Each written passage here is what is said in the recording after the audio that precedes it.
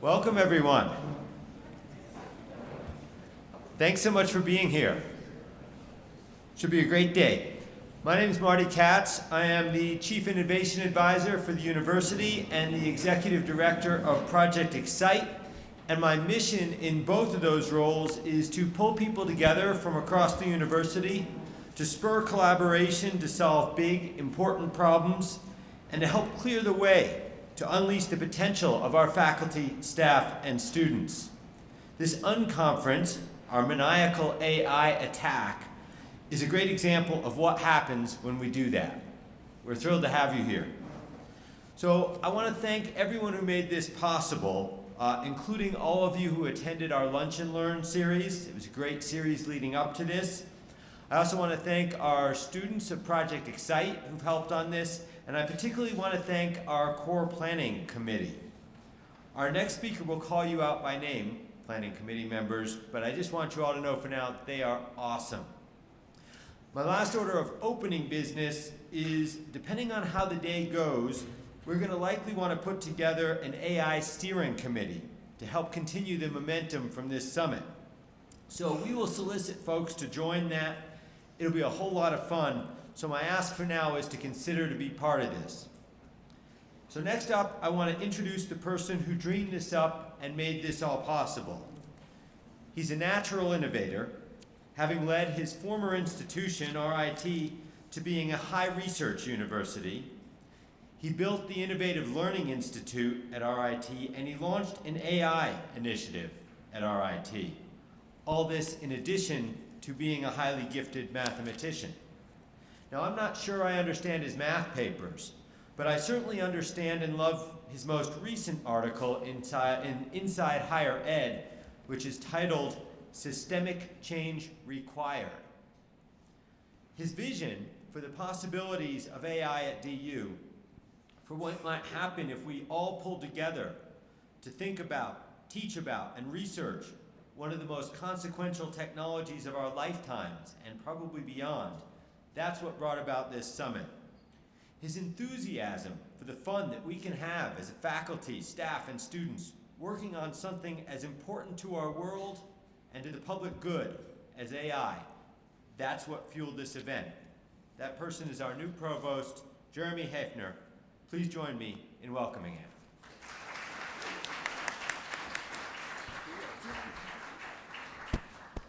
Marty, that was an awfully nice introduction.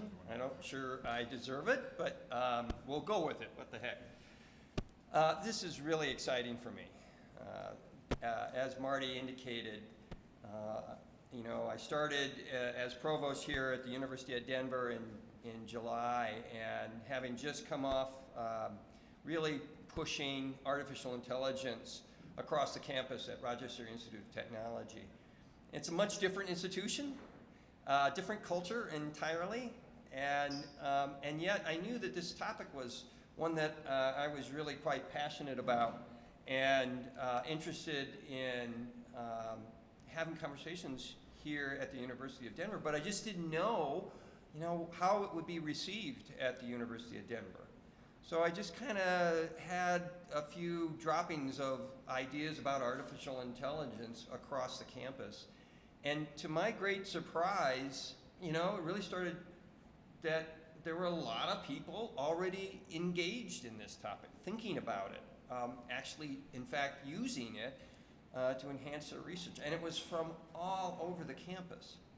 So I kind of knew we were on to something here, and that if we could pull people together and start thinking about it as a collective, we have a role and a place in this dialogue. And I'm really excited by today because I think today is all about design thinking our way through an ecosystem of what we want to do. And I'm so happy to see all of you here to participate in these exercises here. I did want to just talk a little bit about a perspective about artificial intelligence to get you thinking and to kind of frame the day. I'll explain what Move 78 is about in just a minute, but I'm going to start with this. Everyone recognize this? This is the Google car. right? Which this is quite old now. It's actually a golf cart. But I love this image. It's just so darn huggable, right? I mean, it's so cute. You just want to walk up and hug the darn thing, right? And the fact that it has, you know, a brain and is capable of navigating around is pretty intriguing. So in many respects, this represents, you know, the great positive future of artificial intelligence and machine learning. At least it does for me. It's also nice that it reminds me of VW Bugs, which I used to have one. This, of course, is Herbie, and I know there's a bunch of graduate students in here, and you have no clue about what Herbie is. So go look it up on Google sometime, and you'll figure that one out. But it was the first actually artificial autonomous vehicle, if you want to, at least from the creation of Disney anyway, in that regard.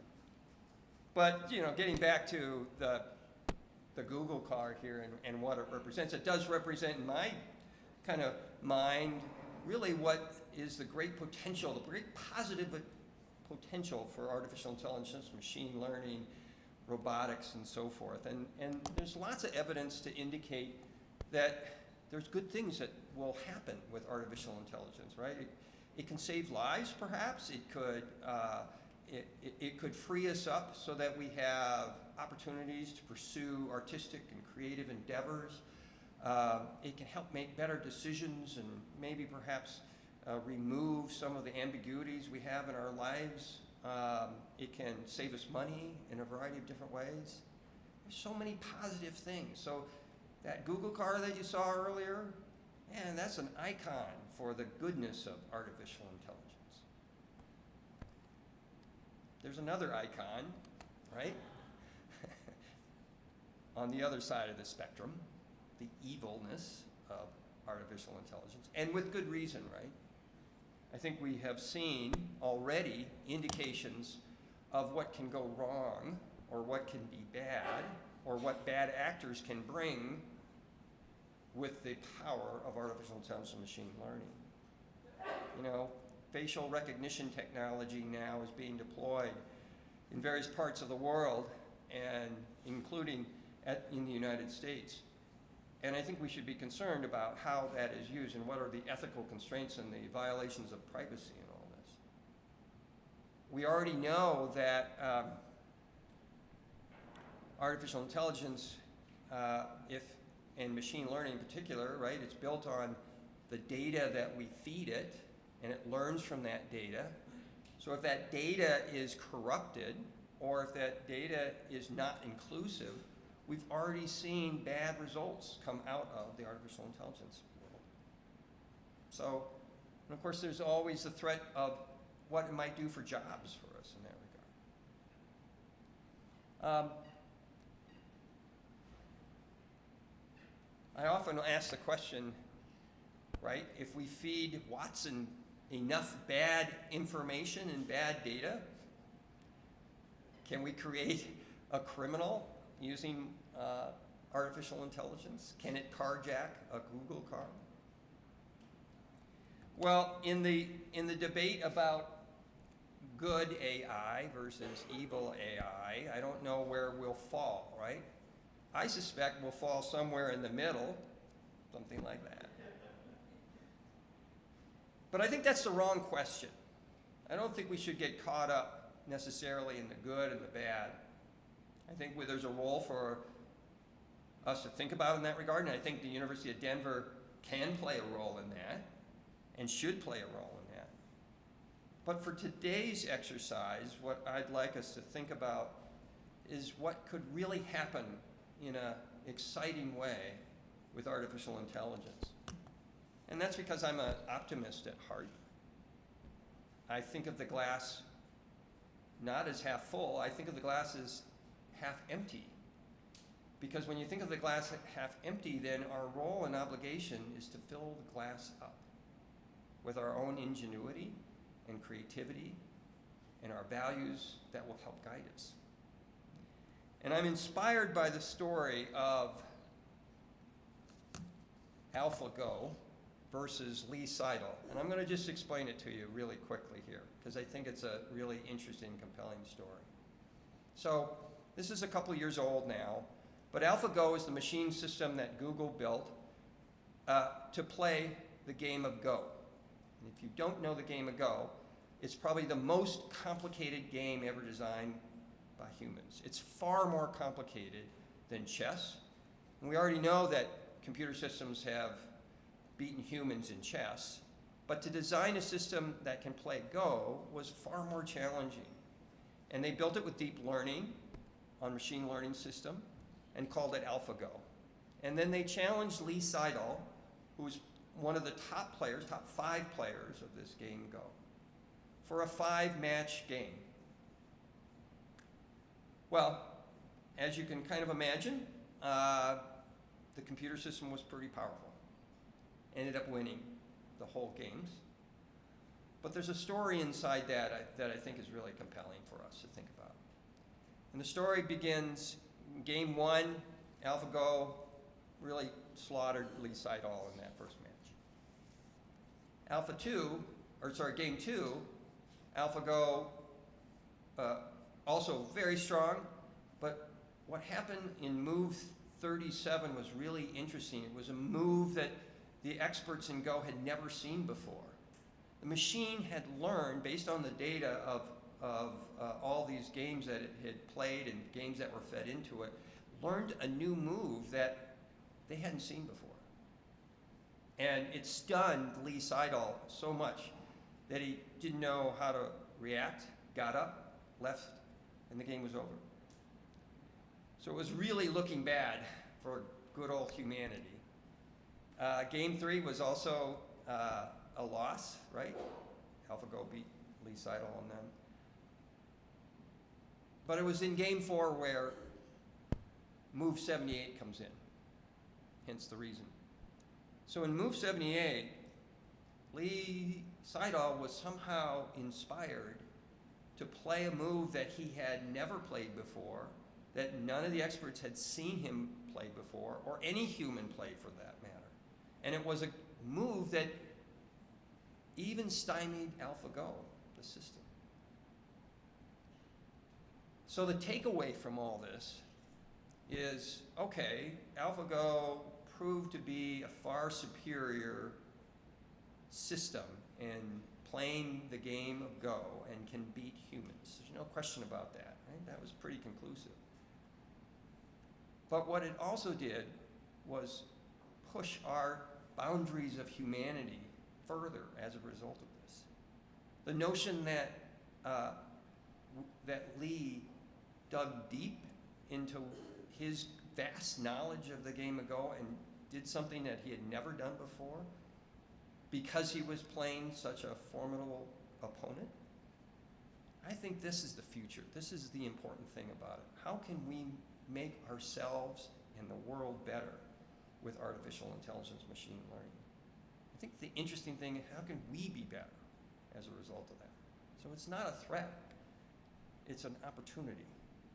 It's a glass half full, and we should fill it. So I'm going to leave you with 3 questions that I hope kind of is in the spirit of what we're doing today. These 3 questions are, number 1, what is the role that the University of Denver can play in this vast topic, right?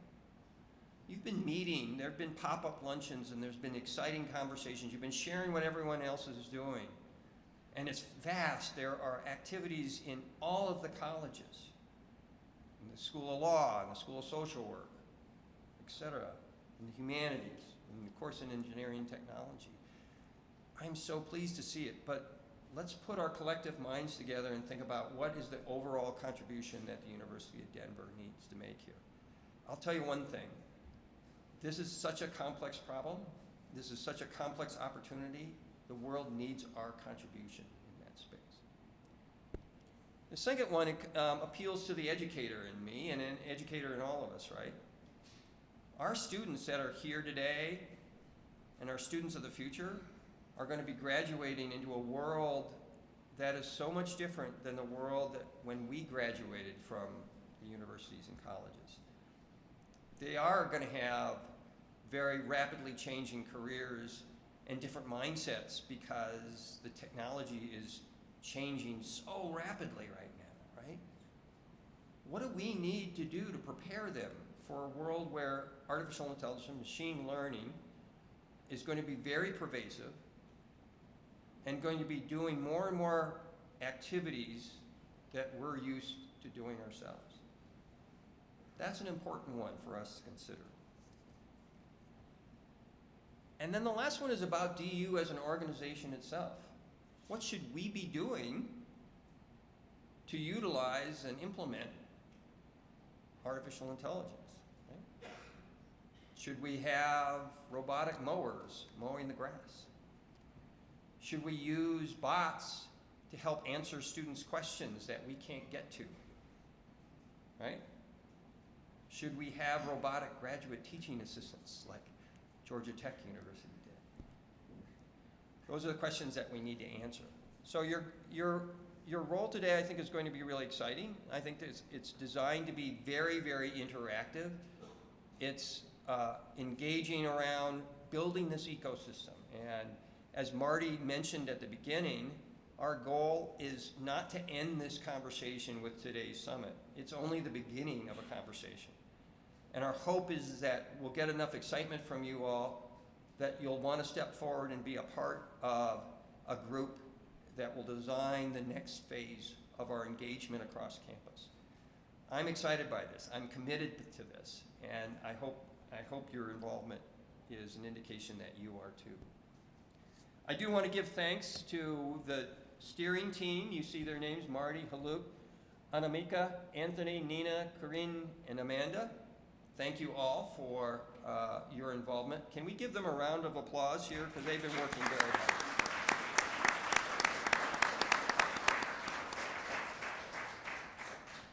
In the spirit of Steve Jobs, then, I leave you with one last thing. Big data, AI, data science is like teenage sex. Everyone talks about it. Nobody really knows how to do it. Everyone thinks everyone else is doing it. So everyone claims they are doing it. All right? Look, enjoy the day. I think you're going to have some fun. It will be an exciting day. I look forward to the outcome. I look forward to engaging you at lunch and at the reception and in the various different sessions. Again, thank you for being a part of today's summit here. And with that, I am going to introduce Senator Michael Bennet, who has a short little video that was constructed just for the University of Denver, just for this day. For those of you who may not be familiar with Senator Bennet, he's a U.S. Senator from the great state of Colorado. Before that, he was the superintendent of Denver Public Schools, so he has deep roots in our communities. He also served as chief of staff to then Mayor John Hickenlooper, who then, of course, went on to be governor. Michael Bennet is known to be a smart, pragmatic, independent, and innovative leader. He is truly focused on the opportunities for the next generation. And a testimony to that is that he has launched a task force called Artificial Intelligence Strategy Group, along with several leaders in the field, including our own very dean of the Ritchie School of Engineering and Computer Science, J.B. Holston. So we're very excited to have this very short video, and I'm going to now click a button, or someone else is going to click a button for me. I'll click it. All right, here we go. Enjoy. Hello, I'm Michael Bennet. Let me start by thanking each of you for taking part in this initiative to strengthen the University of Denver's leadership in artificial intelligence. It's hard to imagine a technology that will be more consequential for our future. The question is not whether AI will bring about dramatic change. The question is whether we have the foresight to harness that change for public good. And as we've seen in so many other areas, Colorado isn't waiting for Washington to lead. Last month, I joined Dean Holston as a co-chair of the new Colorado Leadership in Artificial Intelligence Strategy Group. That initiative, like today's conference, recognizes that AI is too important to view through a single lens. AI has the potential to help us predict wildfires in our forests, be more efficient in our hospitals, and personalize learning in our classrooms. The discussion surrounding AI is about a lot more than technology. It's about labor and business, policy and law, ethics and values. And if we want to harness AI for the public good, we have to consider all of those perspectives from the outset. That's why the discussion you're having is so important. And I can't think of a better institution to host it than DU. University of Denver not only has brilliant students and faculty, it also has a tradition of tackling difficult public problems by drawing on a variety of disciplines. That's exactly the kind of approach we need for AI. And if Colorado emerges as a national leader for how to conduct a forward-leaning and intelligent conversation about AI, which is my hope, it will be a credit to the foundation you're laying today. So thanks again for taking part in this initiative. I look forward to our continued work together.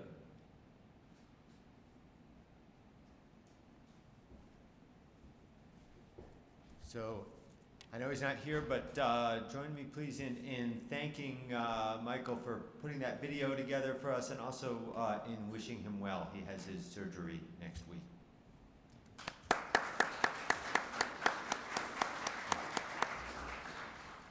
So next I'd like to welcome our facilitator for the day, and it's Mark Eckhart. Forever curious about the intersection of culture, neuroscience, and business, Mark has spent the last 2 decades applying his insights and research in a wide range of projects and organizations. He's worked with high-level executives, renowned creative professionals, politicians, startups, and large corporations. His former positions include Vice President of Client Affairs for Globefish Media and Principal at UF-USC Visionary Strategy Management. Now he is the CEO of Common, a creative accelerator and community for social enterprises and projects like this. At Common, he advises a wide range of organizations spanning 20 countries and 25 industries, using a blend of leadership development and organizational design methodologies. He is the creator of the Maniacal Business Attack, which we've adopted here to be our Maniacal AI Attack. It's an immersive strategic process that aligns intent with action in the world. And he's been called upon to help senior leadership at numerous Fortune 100 corporations, top global NGOs, and presidential candidates as they explore and create new approaches to leadership and systems for operating responsibly in an increasingly complex world. What you may not know about Mark is he's also worked in the entertainment sector with major record labels, recording artists, film studios, and media companies. He spent 15 years as a producer, composer, and performer who oversaw and contributed to projects for major studios, TV stations, companies, and record labels. He's worked with numerous recording artists such as Whitney Houston, Bonnie Raitt, and Ben Harper. He's also an ordained Buddhist priest. Really. Most recently, as we were searching for our facilitator for this AI summit, he completely wowed us. Please join me in welcoming Mark Eckhart.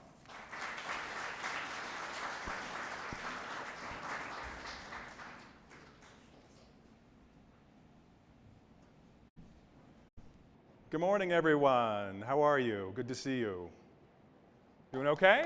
Yeah, okay. Good, good, good. So that's a little indicator of how today is going to go. It's going to be highly interactive. So this isn't TV or performance art up here. This is us in relationship going back and forth and coming up with amazing ideas and solutions for this incredibly awesome project. I'm going to start with a little story and a thank you. So there we go. I grew up in a family of educators. My grandfather was a faculty member at Stanford and UC Berkeley. My mother was principal of elementary school. Father was the head psychologist of the school district. Aunts and uncles all over academia throughout their entire careers. So being here on campus feels like home. I'm really honored. It's just such a great place for me to be, and it brings back wonderful memories of family and just curiosity and exploration and learning and growing.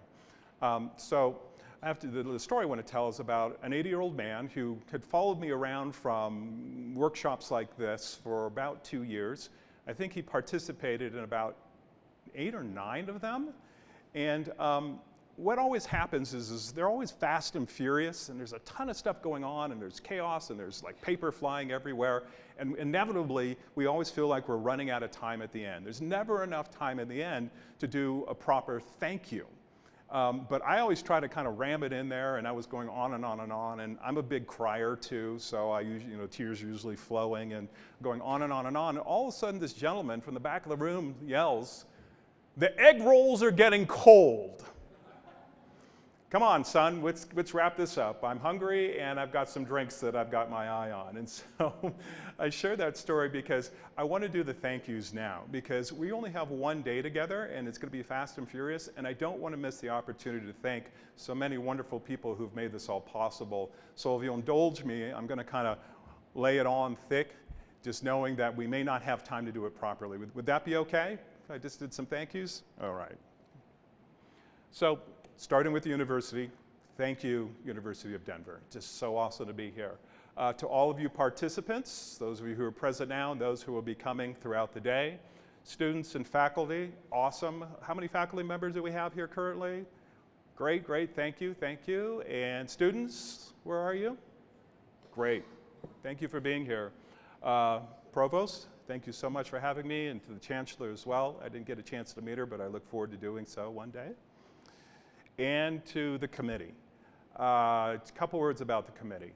I've worked with a lot of groups who had an intention and a desire to convene in this manner.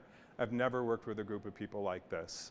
It was fun, it was fluid, it was provoking, it was interesting, it was inspiring, and it was effortless. There were no hiccups. And that just is reflective of just the quality of people who have come together around this topic of AI. And it's also reflective of their commitment to the university and advancing the work that's being done here. So one more time, can we all give it up for the committee, real quickly? Thank you. All right, so today we're going to be embarking into the world and the methodology that we call Think Wrong. And I have to admit, I'll probably have to jump down there into the dark, funny corner over there, because I've got a lot of slides I need to blow through quickly, and I can't memorize them. I don't have them all stored in my head. So I'm going to jump down here and take you through Think Wrong, and just kind of tee up the day. So Think Wrong is a process that is really a mashup of the work that I've done over the years and the partners of Common have done over the years. They are some of the most brilliant and accomplished and successful and respected creatives in the world. And we were all running processes like this. And one of them, John Bielenberg, finally said, I'm going to take everything that we've done, I'm going to mash it up, and the output of that is the Think Wrong process. So basically it goes like this. Suppose you're someone who's come up with an incredible idea, and you're like, whoa, this is amazing, I'm stoked, I want to go for it, like we're going to just take this thing to the moon. And then what happens? Wham! And you hear things like, well, let me play devil's advocate. Well, we could never do that. And what would the lawyers say about that? And are you crazy? That's absolutely nuts. You can't be serious. No, no, no, no way. So from our point of view, the status quo is like gravity. It just sucks you back down. You've got that big idea, you're at 35,000 feet, and you're right back down on the ground. So this arrow here represents the status quo. Now, when it comes to the work we're going to be doing today, we do not want to be traveling down the line of the status quo. We actually want to hit this inflection point and come up with something bold and amazing and just stay there and evolve it and develop it and push it forward. But the problem is, like I just said, is the status quo is going to try to pull the ideas that we're going to generate down and down and down. And so Think Wrong works and plays at that intersection of the status quo and that inflection point. And as we looked around and we just kind of got more and more into this whole Think Wrong approach, we noticed that there's definitely some natural born Think Wrong-ers, or people who just think wrong naturally. Steve Jobs, Bjork, the artist, Jane Goodall, and that's Yvon Chouinard, founder of Patagonia.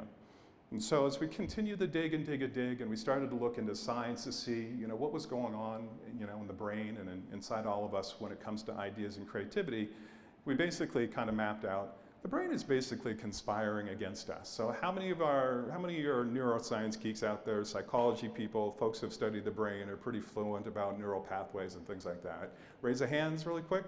Okay, so you know where I'm going with this. I'm going to make that assumption. But just to illustrate it, so surfer, killer surfer out on the water, out in the surf off the coast of Australia, he gets munched by a shark, and all of a sudden people on the coast of California stay out of the water. Does anybody want to take a stab at why that might be?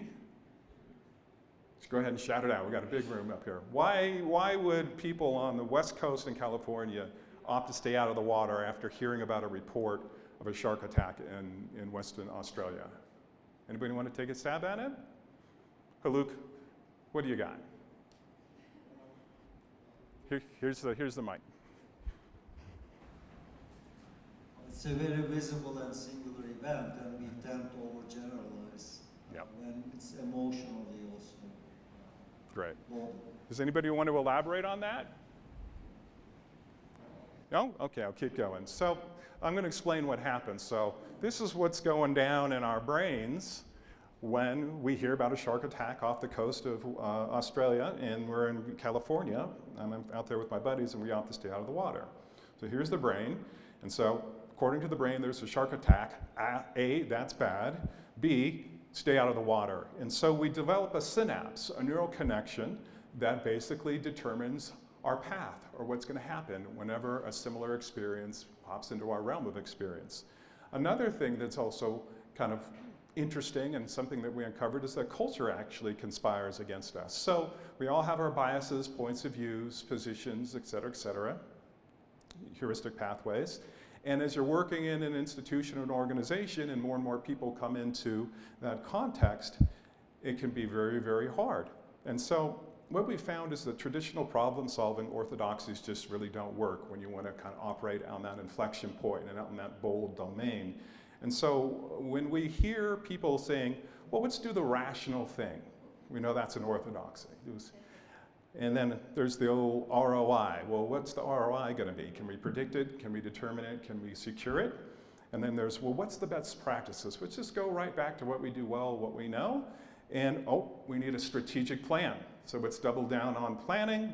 Let's invest as much as we need to make sure we've got the ideal plan. We're going to button it up. We're going to dial it in. It's going to be tight, and it's just going to be amazing. And we're going to crush it. Those are all cool, and certainly they have a role in the world.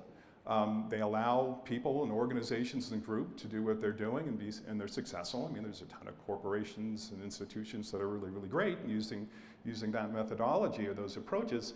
But the challenge as it relates to what we're going to be doing here today is those things are they all live in the certain and the known quadrant. So those are the predictable paths. And so if you're wanting to forge a future here, if we're wanting to pursue the vision that the provost laid out, we need to be operating in that lower left quadrant, the uncertain and the unknown. So that's what we're going to do today. And we're going to do that using the Think Wrong process, which consists of 6 different practices. Be bold, get out, let go, make stuff, bet small, move fast. And throughout all of our time today, we're going to be doing exercises and drills that fall into each of these different practices. So be bold.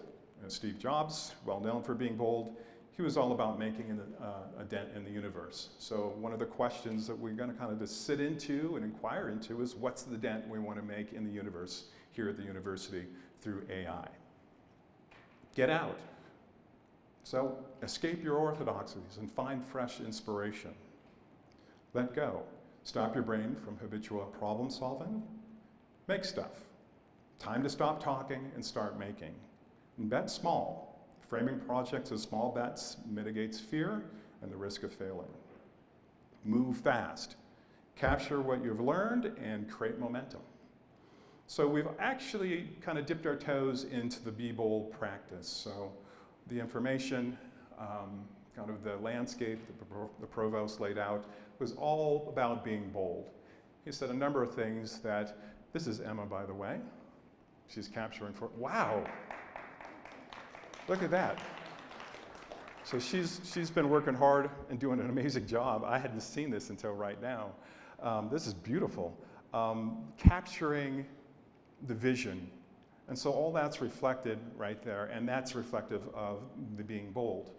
I'm going to take a moment here and just kind of just spend a few more moments and just talking about the dent that we're going to make here in the universe. So I'd like to just ask a couple of questions, and we're going to go around the room really quickly. I'm really interested in hearing from some of you who haven't had a chance to speak with me yet, or maybe coming to this project and this conversation for the first time. Let's just start with the first question. What is the desired impact? What are some of the things that popped up for you in your mind as you signed up and registered for this event today, and you said, "Whoa, this is a killer project, I want to participate in it." So would anybody like to go first, or am I going to just have to call on people and force you to talk? What comes up for you, sir? Michael.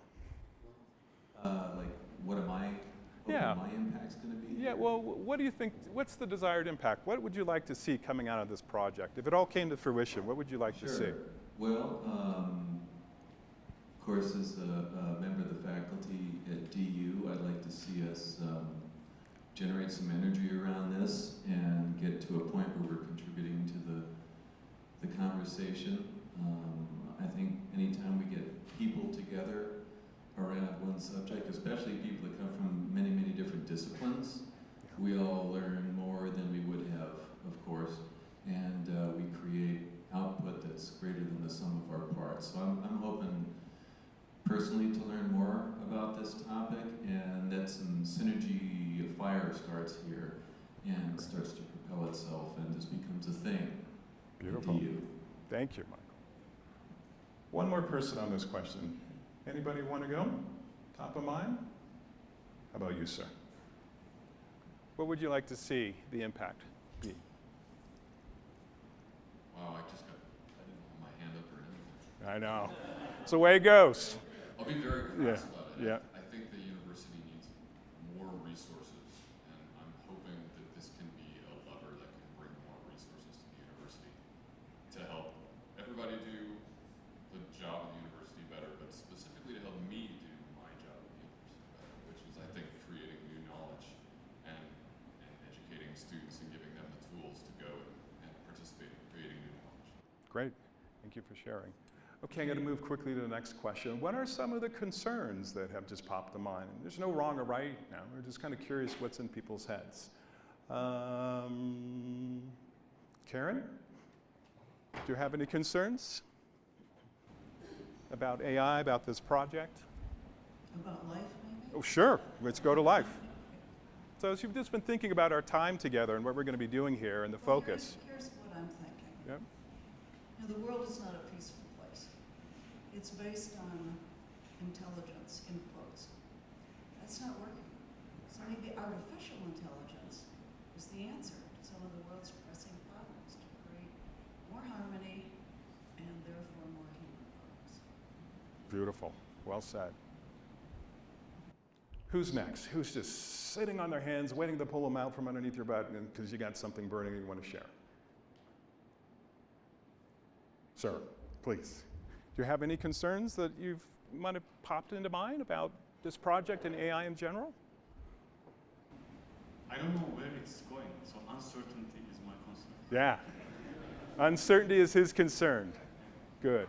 Yeah. Are you talking about right now or about the project in general? Right now, in general. In general. I mean, right now it's not a big concern, but Yeah. in general, where are we heading with this Yeah. idea? Perfect. Thank you. Okay. Who's got huge hopes for this project? We've heard from the provost, we've heard from Marty. Oh, I see a hand. Love it, coming your way. There you go. Hi. I think it's very exciting actually, and with the fast-moving world that we live in, it's going to be ever more important to bring into the conversation the ethics portion of it as well as you mentioned, good AI versus bad AI, and depending on the data that we're feeding to the intelligence and the data that we're collecting is ever so more important for us to all work together and, you know, I think we can create really amazing things. Well said. Thank you. We got another hand. Love it. The hands are popping up. Good. What's your hope? My hope is that this turbocharges our conversation as a university about how we prepare students for the future and the impact that AI will have in that future. About a week or so ago, Jeannie Rometty, the CEO of IBM, made the statement that AI will change every job. And if that's true, that means it will change the life of every student, not just our engineering students or our technical students, but every single student. So to help our students think not only about AI as a tool, but also as technology that will have an impact on their jobs, their lives, and their society becomes an ongoing conversation that we all have to be prepared to have with our students. Great. Thank you. Wonderful. Good stuff. So I'm going to run back up here to a little cockpit. So you can probably tell I'm a little wacky, running around, pulling people's thoughts out, just asking people to speak. That's what the day is like. We only have a certain amount of time, and what you have to say, your perspective, the things you have to share actually really matter. And my job is to create a space, give you the floor, give you the room to share all of those amazing thoughts, all the work, all the study, all the experience that you've racked up over months and months or even years. We want that out. We want it in the room. We want it moving around and letting people grab a hold of the things that you've shared. So I'm going to be interacting a lot, and I'm going to be trying to keep the energy up. I'm doing that intentionally from a neuroscience point of view, trying to get the brain to loosen up, to feel comfortable so we can just elevate what we're doing here. So here I go back to the cockpit. So the way that we can actually fulfill on all of the things that the provost shared with us, the things that Marty have shared, the aspirations of the committee, and all the other folks who have participated in this ongoing conversation, and even the things that we've just heard a few of us share and speak to, is through a challenge statement. So the challenge statement is really the point or the entry point to inquiry, and it's the thing that allows us to fulfill on our larger aspirations. And so I've worked together with the committee to come up with a challenge statement. And so this is the question that we're going to be inquiring into, unpacking, and digging into throughout our time together. So, what interdisciplinary, university-wide structures and systems will unlock collaboration around artificial intelligence to serve the public good? So, whenever drill we're doing, we always want to relate our conversations, our thinking, our creation, or creating back to that question. Now that's a big question, and from a neuroscience point of view, what we want to do is we want to make it as simple as possible. We've got it up on the wall over there. Emma's reflected that, and is going to be reflecting that in her work here up front. But if you want to grab something, a handle, I would grab this one. What structures and systems will unlock collaboration? Or maybe in parentheses around AI. That's the entry point. That's what we want to unlock. That's what we want to put all of our energy and focus to. So, having said that, here's a few heads up before we really dive in. I've mentioned this a couple of times. We've only have one day together. So we need to lean in. We need to lean forward. We need to just go for it and take those big shots. By show of hands really quickly, who is here for the full day? Okay, great. In a moment, we're going to need to make sure that we have one person who will be here for the entire day at each table. You're going to be holding it down. Your job is going to be to convey and share what's taken place as newcomers arrive. So you're going to help us maintain consistency and continuity. Here's another thing I want you to be aware of. We don't have any scheduled breaks. I figure everybody knows when they need to, use the potty or get something to eat or drink. So, have at it. Self-care first, top priority, but just know we're going straight through because we have a limited amount of time. That also means that we're going to have a working lunch. Lily, who's here in the corner, she's going to be speaking during lunch. And we have we've planned out a way to make sure that we have a room to pay close attention to Lily while getting food in an orderly manner, and then going right back to work on the backside of her sharing with us. I've already mentioned that we need to do a little bit of adjusting, so if we can do that right now, can we make sure that we have one full timer at each table, if that's possible? So Do we have a, Marty, you're full-time, I know. Do we have a full-timer here? Are any of you full-time? Okay, so what I'd like to do is prioritize the front of the room, sorry, back of the room, nothing personal, but let's make sure we have somebody who's full-time here, because as people come and go, we want to keep the energy kind of close and contained, and if we're spread out, that's not ideal. So we need a full-timer here. Do we have a full-timer over on this table over here? Great, hello, great. What about middle table?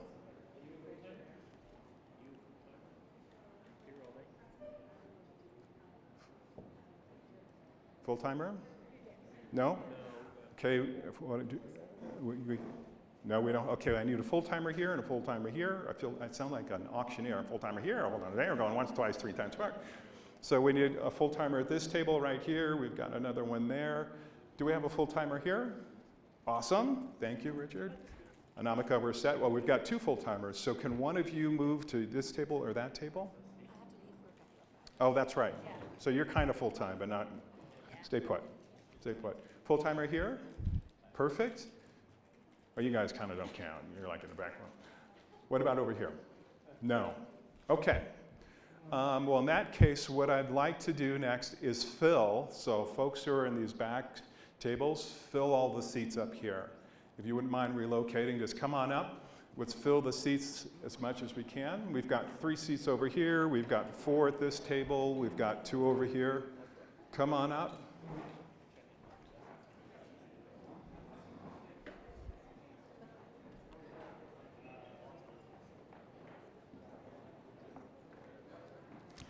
Just fill in those seats.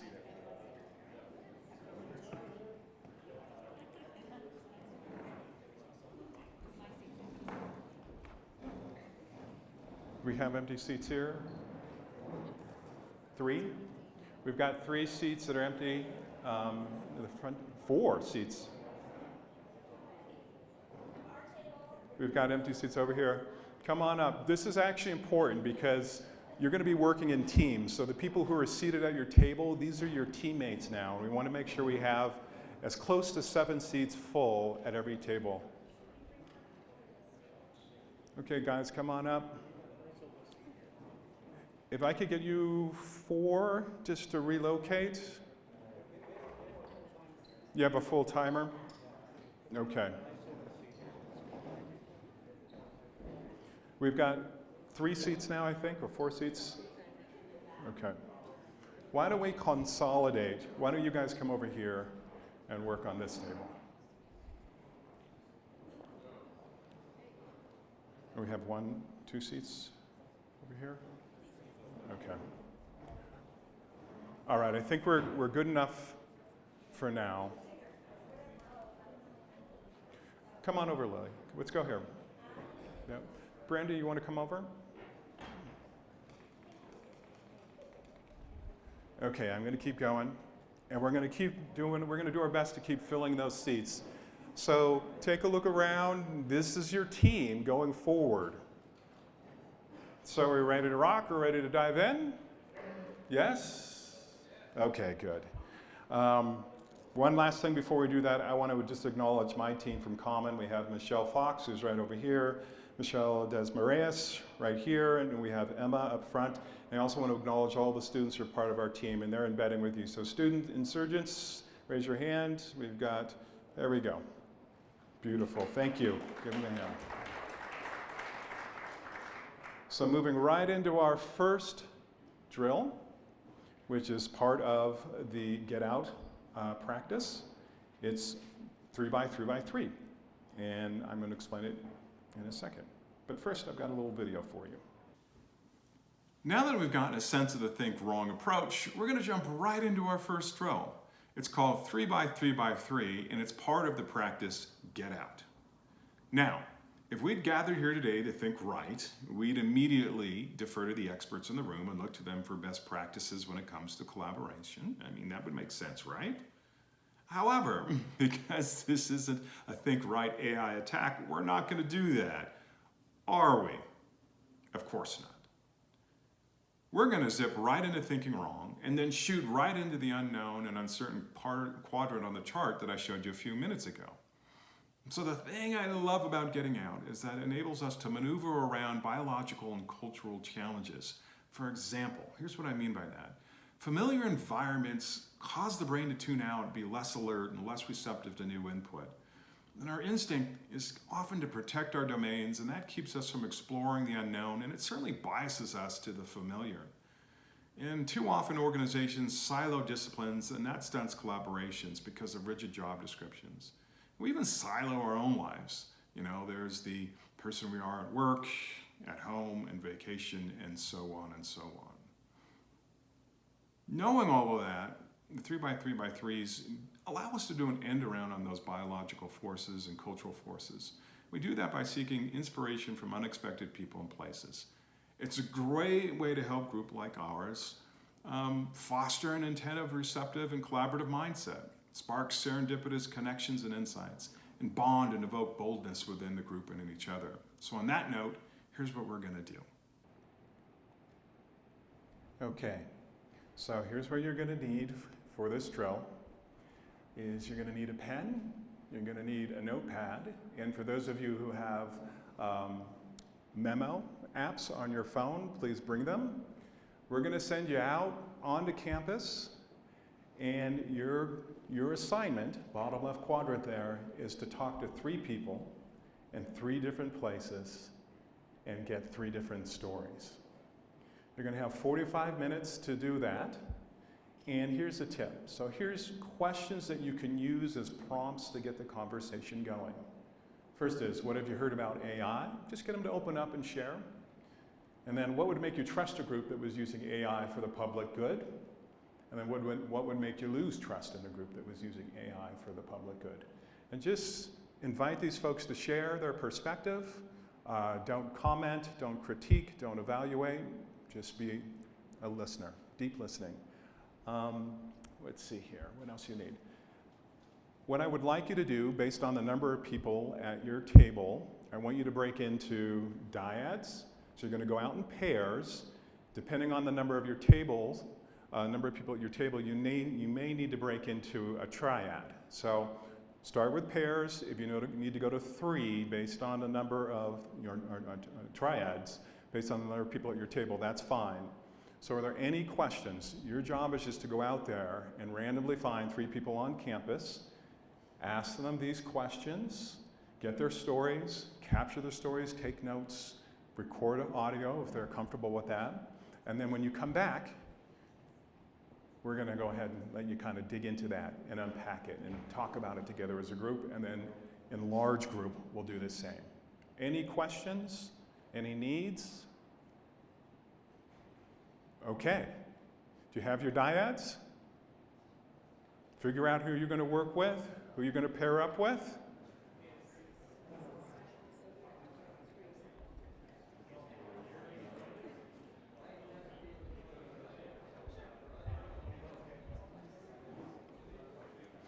I'm going to send you out 1 second, let's make sure we've got our pairs together. And let's make sure we've got dyads together.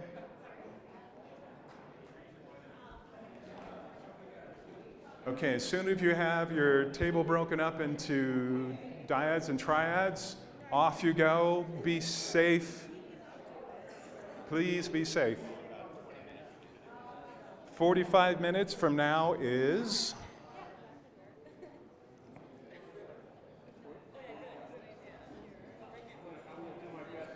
10:20.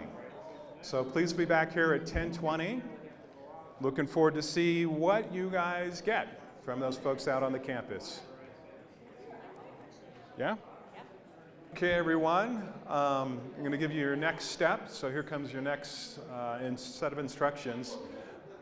First of all, before I do that, who just joined us? Who's new to this? Welcome, welcome, welcome. So come on, grab an empty seat.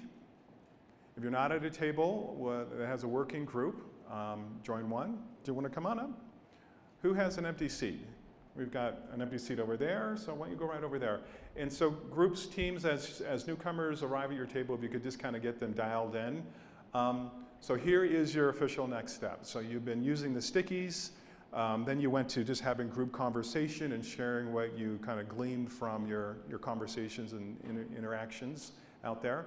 Now, as a team, as a table, I need you to come up with like your top 10 kind of extractions from, or extrapolations from those conversations. And I need you to capture them with stickies on the 3x3x3 get out sheets. So that's the top sheet on the center of your table. This is important. These are going to become artifacts that we're going to refer to going forward and beyond. So as a team, have a discussion about the most important themes and things that you heard, and then capture them on stickies on those big sheets. You can move those little planters, those little lovely flowers out of the way. So we'll take 10 minutes for you to do that. So continue discussing, come up with your list, and then capture that on those sheets. Have at it. So we're going to shift gears now. Fabulous job so far. You're crushing it. We're going to go around the room, or from table to table, and each table is going to have an opportunity to share what they've synthesized. So pick a spokesperson, and we're going to run around with the microphone, and we're going to give you like 2 minutes each team or each table. There isn't going to be long presentations here. We're not delivering keynotes. We want to like power through your list. And hopefully as you're listening and you're hearing what the other groups captured, that might spark some new thoughts and some different ways of thinking too. So which group is like on fire, going like we crushed it, we're going to like throw the oh, right here we go, 2 minutes. So go ahead and stand up when you talk. All right, so we talked to a number of students on campus, and a common theme for the first question was not a lot of knowledge about AI and predictive algorithms. So that was a common theme for the first question. On the second question, which had to do with what would make you trust a group that was using AI for the public good, a few common themes on that one were the regulation, ethical implications, involving community and bringing everybody as part of the conversation about really what the public good means and how it impacts everyone. Research-backed AI, evidence-based, that was a pretty common theme. Considering all or multiple viewpoints. So again, tying it up to the community and the involvement and having enough data. Acknowledging unintended consequences. And the other one for that one was interdisciplinary. On question 3, another thing for question 2 was that a lot of people simply would say, I just don't trust it. And then when we would ask for more, can you elaborate a little bit more, those were what we got. On question 3, which a lot of that had talked about the distrust during question 2, so it dealt with the trust aspect, so concerns over privacy, over transparency, and trust in general. And another common theme was profit outranking the public benefit. Good. Great job. Give them a hand, everyone. Well done. Michelle Fox, if you would pick a table, random table of your choice.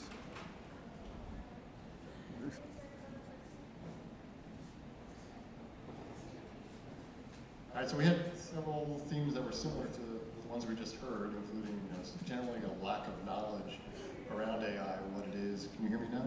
Better? Okay, sorry. And what is the public good was another question that came out. But a few others, we heard that movies, people's views about AI come from movies, and so movies are impactful. There's a concern about loss of jobs. How is AI going to change our economic environment?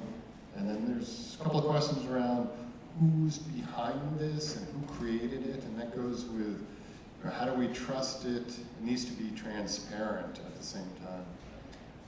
We also heard, in general, more concern about AI than excitement, and might have just been the group of people that we spoke to. And lastly, we think there's also a cultural influence in terms of people's views. Oh, and we, in our small sample size, we saw that in general, the younger people tended to trust it more than the older people. Great, thanks. Give them a hand. Good job.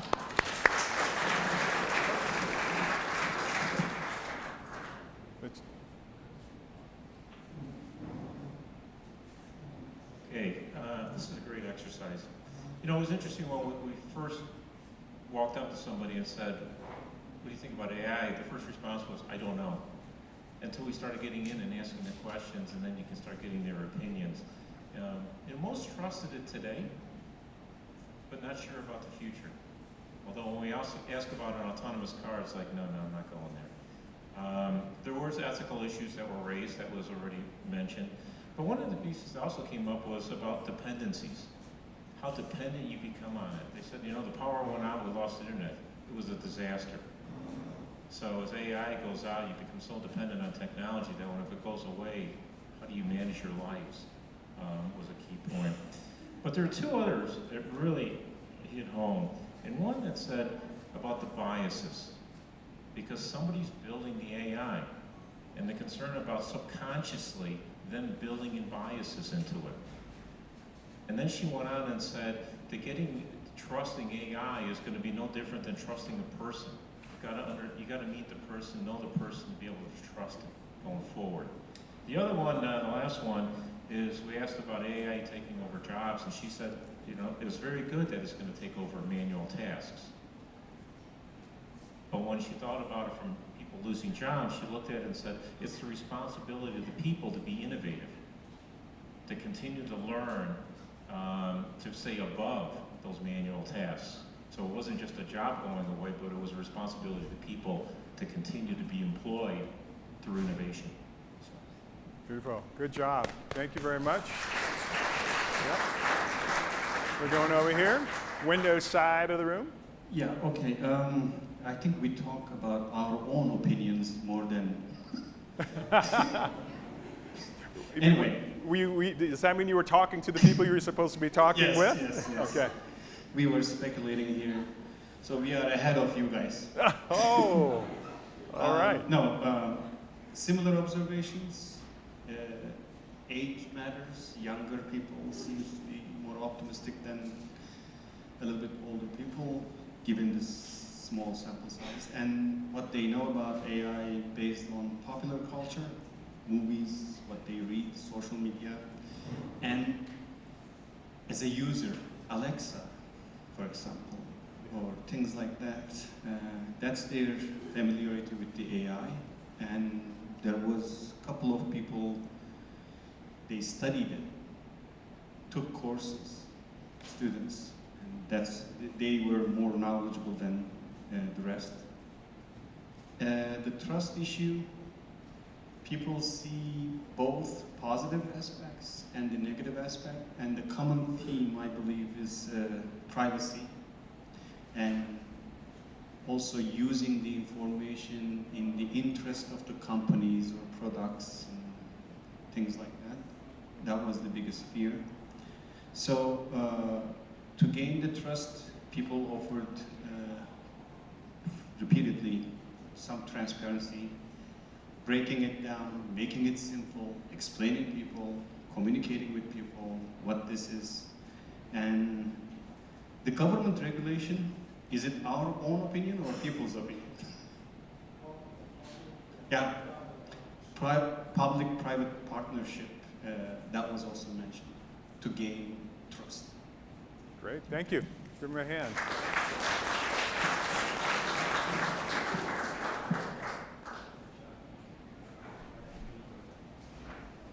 All right, can you hear me? So I think across the groups of people that we interviewed, the theme of pervasiveness came up. I think people were generally quite keen, regardless of their level of knowledge about AI, they were quite keen to the fact that it was something that was pervasive across industries and fields and was going to be involved in almost everything that we do in some capacity. One thing that a theme that came up that I thought was really interesting when we talk about AI and the public good, and a few other groups have talked about this as well, is who defines what is the public? You know, who is that? Yeah.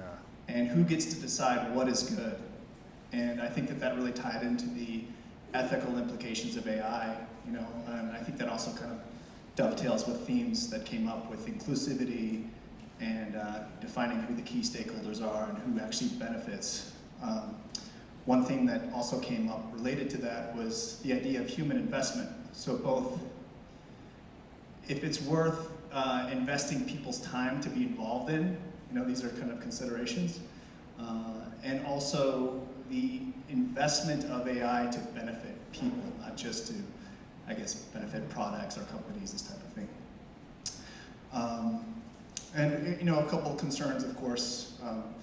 You know, we see the capacity for AI to do incredible things, but then also the kind of the dark Jungian shadow of that, right? Safety can be enhanced across a lot of different industries, but then we have issues of cybersecurity and you know, kind of bot-driven content and things like that that are very worrisome. So, so this kind of theme also of like an overarching over-reliance on AI as being problematic. So, yeah. Great, thanks. Good job.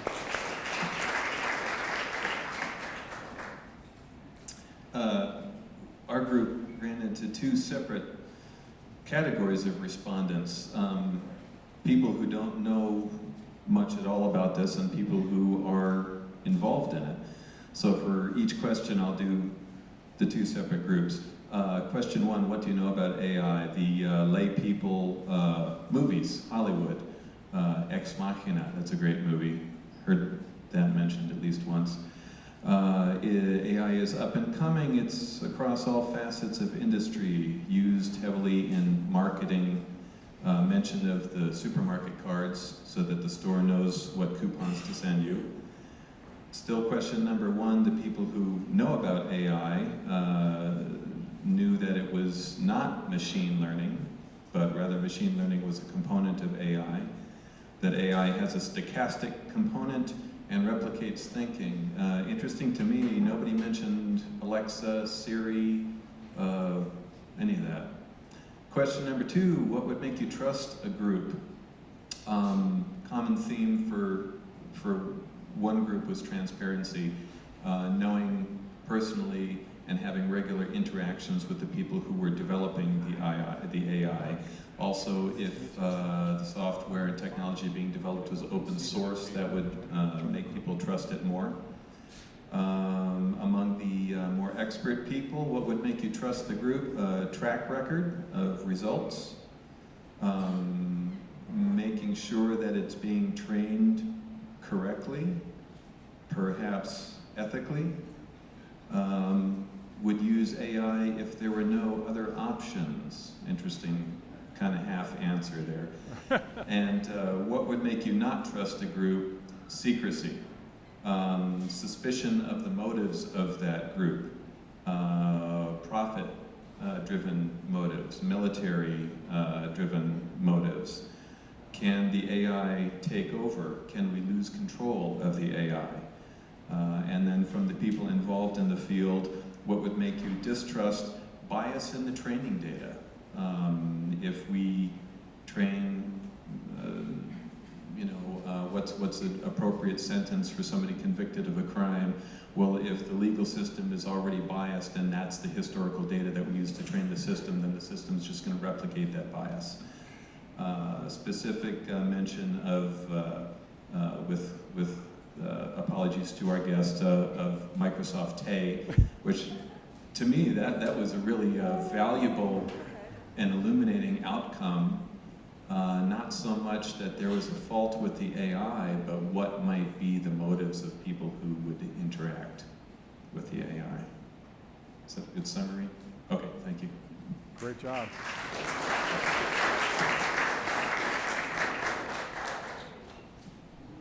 Hey there. Hey.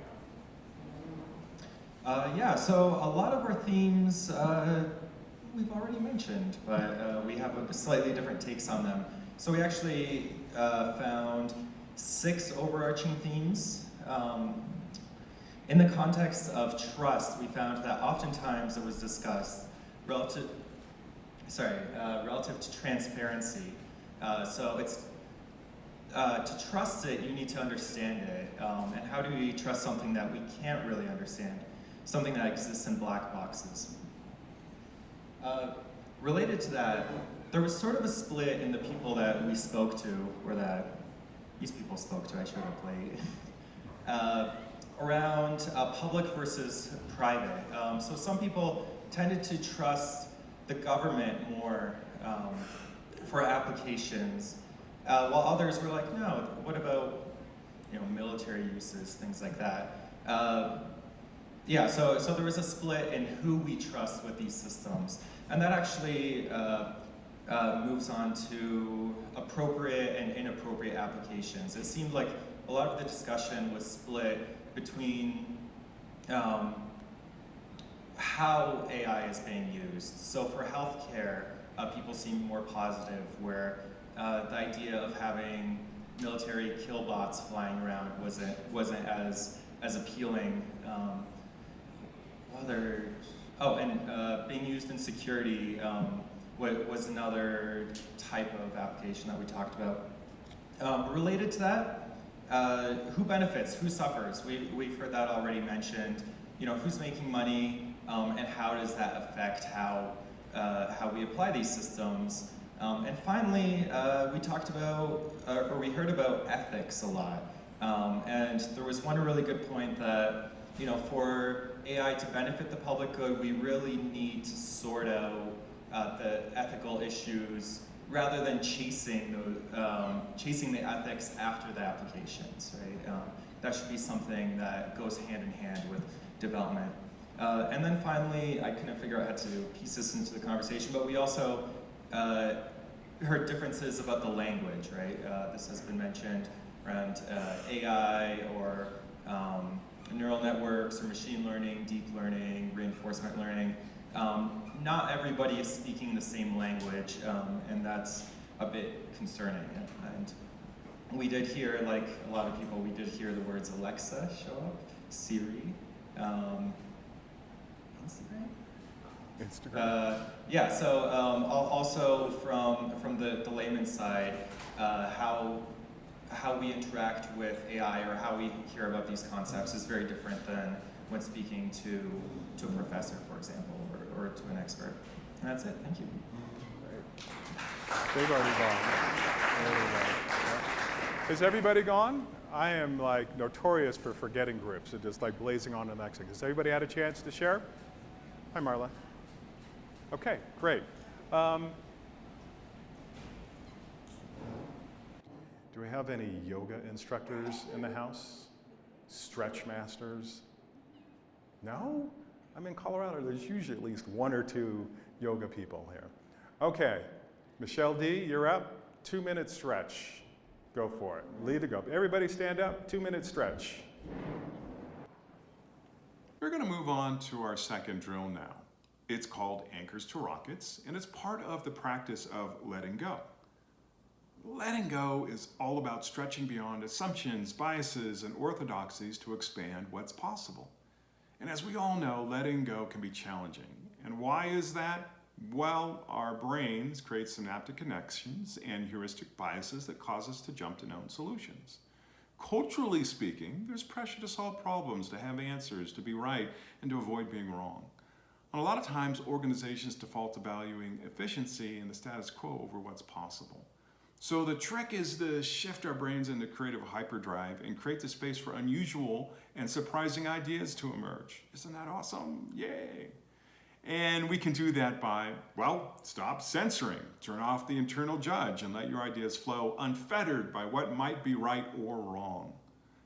Be crazy. Imagine the nuttiest, the wildest, most outrageous solutions you can. And be prolific. Put quantity before quality. It's all about giving up the need to be sure about what you're going to suggest before you're willing to speak up, and trusting you won't appear foolish for speaking out, and letting go of the need to defend your answers at all costs. So we chose to do Anchors to Rockets to help turn obstacles into forces that might accelerate the solutions we're going to generate here in a few drills from now.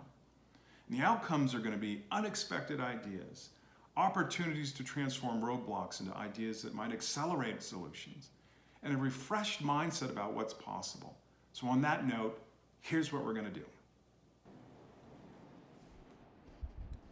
All right, so Michelle and Michelle are walking around, they're collecting your 3x3x3 posters.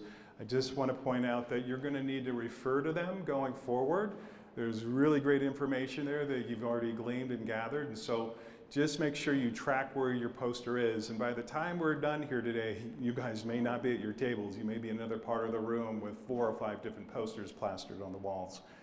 Okay, so Anchors to Rockets. Here's the breakdown. You're going to need Sharpies, Post-its, blue tape dots, et cetera, and each person, we're looking at the bottom left quadrant, each person in the group is going to generate anchors, and you're going to identify rockets. Is it clear what an anchor is?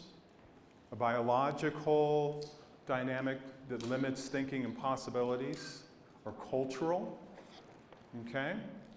And then we're going to group, sort, and rank. We're going to turn anchors into rockets. So again, anchors, anything that might limit our ability to stay out on that bold inflection point. Anything culturally here at the university or in the broader Denver community that might be a limiting factor in terms of the way things are done, the points of views, and the practices that are used. So this is an opportunity to really kind of get connected on an individual, personal level, and also on a cultural, institutional level. Find out where you feel cramped, where you feel stuck. Bring those things up to the surface. We're not judging, we're not labeling. We're just looking for areas in part of our day-to-day experience where we might be able to unlock something really tremendous.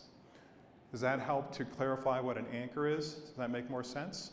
So we look individually, that's the biological dynamic that's in play, and then we look culturally. So look in, then we look out.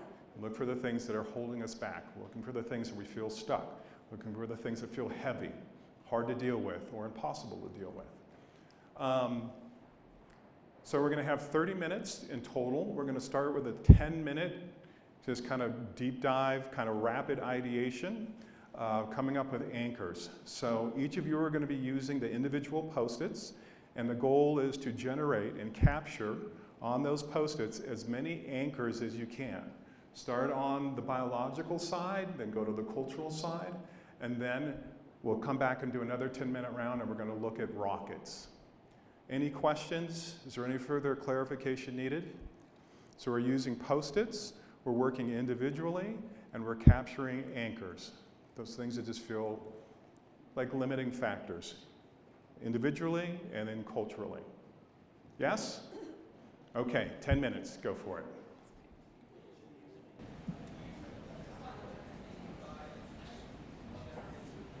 So key distinction. So we're looking for anchors in relationship to this AI project. So a biological anchor that I have is I'm not an expert in AI. So if I were going forward in this project, that's something that would limit me, or that's my experience, that I'm limited because I'm not an expert in AI. Same thing applies for those cultural anchors. What might be in place here at the university that would limit or stall or upend this project? What might prevent you from collaborating cross disciplines, et cetera, and you can always just relate everything back to our challenge statement. It's on the wall right here. How can we collaborate to serve the public good through AI? It's in the back there. The full-blown version is on the wall. So that's the filter to use as you're looking for those biological, and again, that's individual anchors, and then culturally. What might prevent this project? What might prevent us from fulfilling on that challenge statement? So again, we're working individually, generate as many anchors and rockets, both on the biological side, which again is the individual side, and then culturally. And then we'll work together as a team at each table. but just be generative. What could prevent you from collaborating?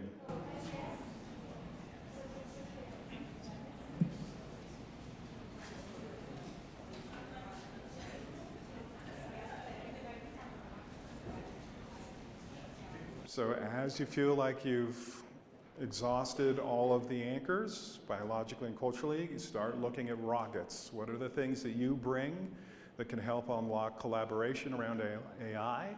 What are the things here at DU, the larger Denver area and beyond, that are rockets, things that can take this project and just send it in the stratosphere? So as you've exhausted your inquiry into the anchors, go into rockets. We'll take a few more minutes and then we'll start working across the tables.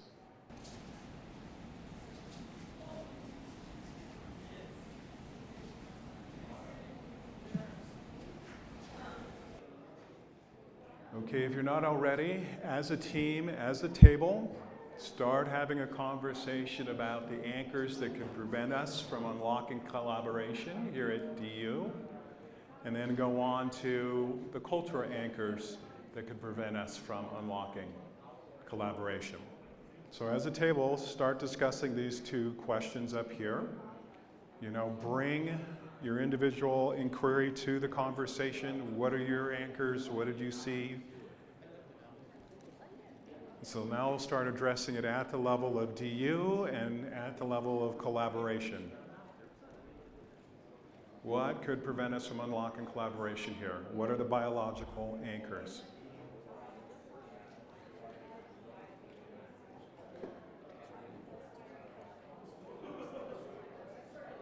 Are we generally bold in reaching out?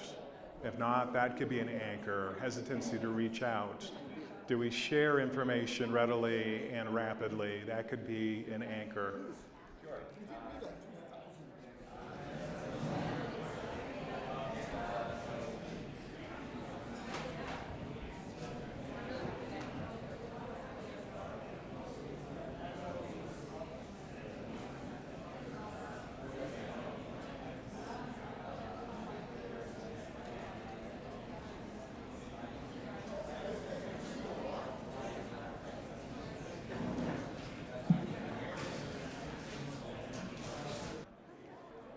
Okay, I'm going to open up, expand the conversation at each table a little more. So I just changed the slide.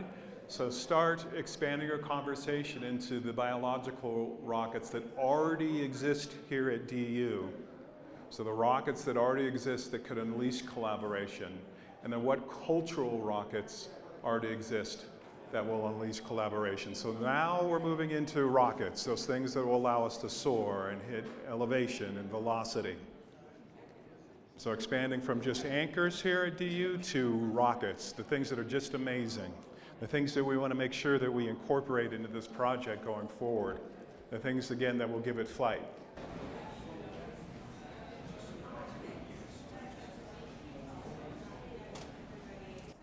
Okay. Can I have everybody's attention really quickly? Can you give me a ring-a-ling-ling?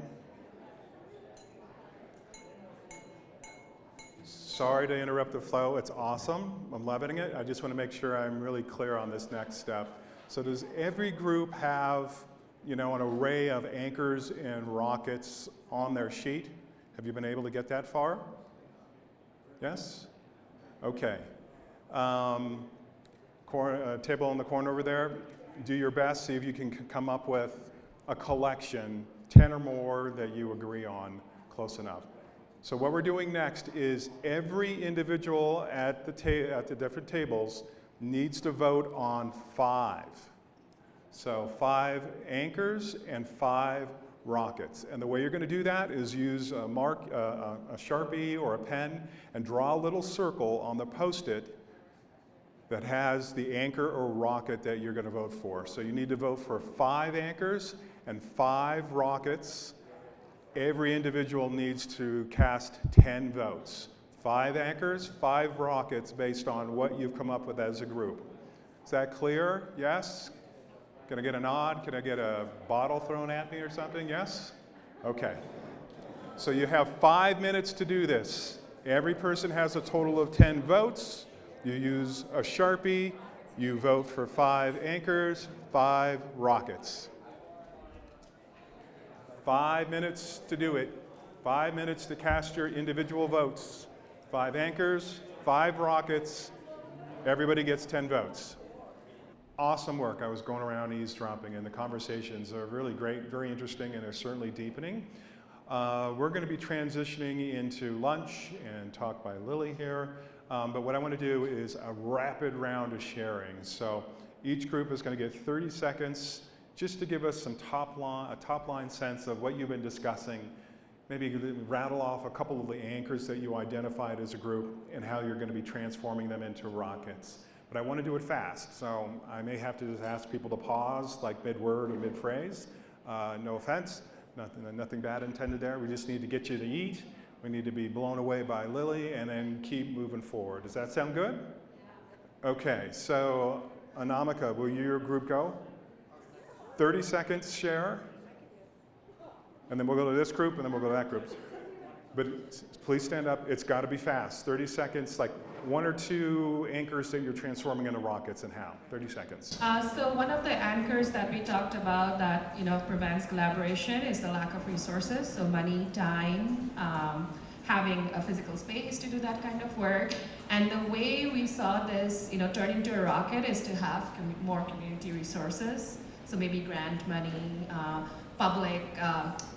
university-private partnerships, involve startups, and also have future-focused leadership. So have strategic leadership where they can bring people together and bring these resources together so they're better able to coordinate this initiative. And another anchor we talked about is, the silos across disciplines, and how do we foster that trust across disciplines and have a common language. And the way to turn this into a rocket is to have maybe a course where interdisciplinary issues related to AI can be addressed, and that would also foster student involvement because students generally don't have the time to do anything else, especially in the quarter system, and also faculty given course releases and more time to do this kind of work. Good job. Give her a hand. Please. Okay, ours was very similar actually. We talked a lot about the siloing of expertise from the faculty side and also the siloing of expertise that's coming from the students. So we agree that there needs to be a course, but I would say we thought about it slightly differently, that the first year course should actually be in computer science so that everybody gets some technical understanding that then has an interdisciplinary and project-based focus. And also we talked about interdisciplinary research projects that need to get formulated. But we also talked about the fear of the unknown, the lack of cognitive space, individuals' hesitancy to get involved in something they don't know very much about. So we also talked about building risk-taking into the curriculum for students, but also rewarding risk-taking for faculty. So if you try something out and it bombs, you actually don't get dinged for it. So you teach a new class, it doesn't really work well, you get lousy teaching evaluations, they should get thrown out because you were risk-taking. Awesome, great. Give them a hand, good work. Hello, well, I'm gonna just talk about the 2 main anchors that we identified. One will be related to what she said about the fear of failure from students, so and to fear to the unknown. And one way to overcome that would be to incentivize or reward or encourage risk-taking. So change the language and the way we talk about failure. That will be one. The second anchor will be the reward system, or publish or perish. So one way to change it would be to transform the way we measure impact into the society. And also very related and very important is to put quality over quantity. It's not about the amount of papers you publish, but the quality of the papers. So professors have the time and to think to think deeply about problems and not just publish because of that's the way you measure impact in the university. And the other will be to preserve the tenure system, because I was just learning about how it's changing from tenure to teaching, the way the professors are hired. So that will be a way to overcome or to promote a different reward system. That's great. That's that. Thanks. We'll go to the middle table here, and you'll go next. Oh, you're up. Go for it. Let him go. Yeah, so actually, you guys have already mentioned pretty much everything we had. Resources, lack of knowledge, issues of self-interest and trying to get out of our own heads. And a lot of our solutions were around that. So thinking about leadership and culture, how do we encourage interdisciplinarity on campus and also with the community. When we were thinking about resources, we were thinking about bringing money, but also optimizing costs, like if we could have centers or something that where it's not as expensive. But yeah, I don't want to be too redundant, so I think that's it. Thank you. Great, thank you.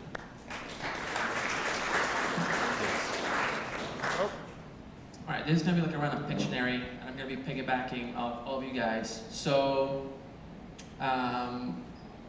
the main rockets that we came up with, they're just direct counterexamples to the anchors that we got, completely by chance. So, we have to identify and show the direct impact that it has on society right now. A lot of people talk about, the Google Assistant, Alexa, and all that stuff. And sometimes we don't actually think about the AI that's behind it, which is sort of use an application and don't think about it too much.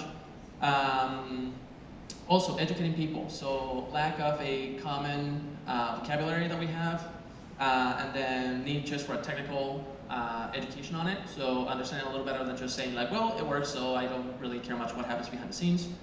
Also, collaboration, which is kind of what we're all here for. So bringing down the department barriers and getting people together in settings like this one to sort of talk about it from different backgrounds. And also, well, lack of resources and time, because as a student here, I can confirm, not a whole lot of free time. And so sort of giving more institutional resources to allow students to go into it and work on it, even if it's out of curiosity or if they have a project in mind. Great, thank you. Next group. I think that starting with the concrete, we agreed that the lack of resources is an anchor, and that the need for external funding, for investment by the university, by its students, by its whole community is really important. And we also thought that leadership was a huge driver of being a potential rocket, and we thought that emphasis on soft skills and in the need to have these complementary skill sets of AI along with the humanities, they will work very much in favor of branding for the university if we know that STEM and philosophy need to go together hand in hand, and that they grow together, and that's how we'll grow the share, the entire pie, not just individual shares. Great, thanks.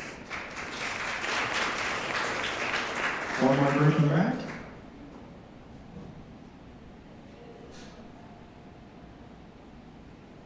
I think most of the points that came up Just already. hold the mic a little closer. There you go. Good? Yeah. Most of the points that were raised at our table have come up already, so I'll just summarize. Rockets, our chancellor and our provost are into big picture thinking to launch this program and bring the whole university on board on something that's going to be very innovative, it's already pervasive, and will be long lasting. Point two, we have a number of brilliant minds on this campus, but our silos prevent us from always meeting and collaborating. The disincentive systems and resource issue have been discussed. Those are the 2 points. Great, thank you very much. Good work, everyone. So we got all the tables, correct? I haven't forgotten anybody, left anybody out? Okay, we're gonna have to stick to Langdon on this one. We've got a lot of things happening at the same time here.